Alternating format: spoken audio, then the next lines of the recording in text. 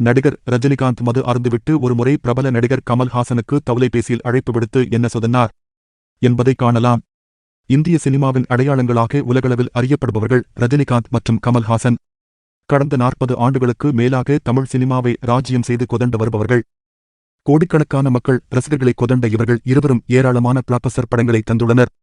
நடிகர் கமல்ஹாசனின் திரைவாழ்வில் என்றுமே தவிர்க்க முடியாத திரைப்படங்களில் நாயகன் ஒன்றாகும். காலத்திற்கும் ரசிகர்களால் பாராட்டப்படும் படம் இந்த படம் ஆகும்.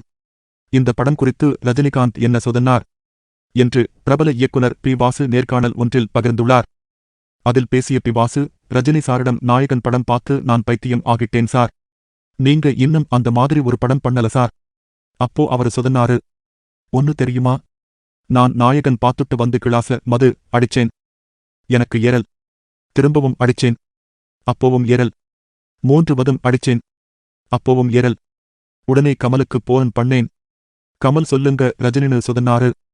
3 பெக்கை விட வேலு நாயக்கர் போதை அதிகமா இருக்குன்னு சொன்னேன் அப்படின்னு சொன்னாரு. இவ்வாறு அந்த நேர்காணலில் பி. வாசு பகிர்ந்திருப்பார்.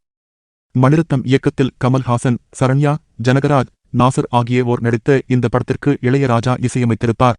பம்பாயில் வளரும் ஒரு தமிழ் இளைஞன் எப்படி மும்பையே கட்டி ஆளும் அளவிற்கு ஒரு தாதாவாக மாறுகிறார் என்பதே கதைக்களம். இளம் பருவம் முதல் மரணம் வரை நடக்கும் நிகழ்வாக இந்த படத்தை மணிரத்னம் நகர்த்தியிருப்பார். கமல்ஹாசன் தனது நடிப்பால் ரசிகர்களை கட்டிப் போட்டிருப்பார்.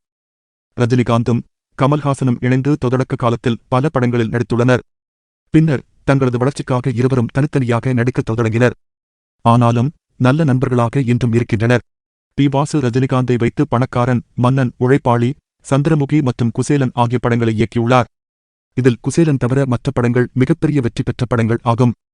தமிழ் மற்றும் கன்னடத்தில் ஏராளமான படங்களை இயக்கியுள்ள பி. வாசு தமிழில் ரஜினிகாந்த், விஜயகாந்த், சத்யராஜ், சரத்குமார், பார்த்திபன், அஜித்குமார், பிரபுதேவா ஆகிய பல ஹீரோக்களை வைத்து படத்தை இயக்கியிருந்தாலும் கமல்ஹாசனை வைத்து ஒரு படம் கூட இயக்கவில்லை என்பது குறிப்பிடத்தக்கது.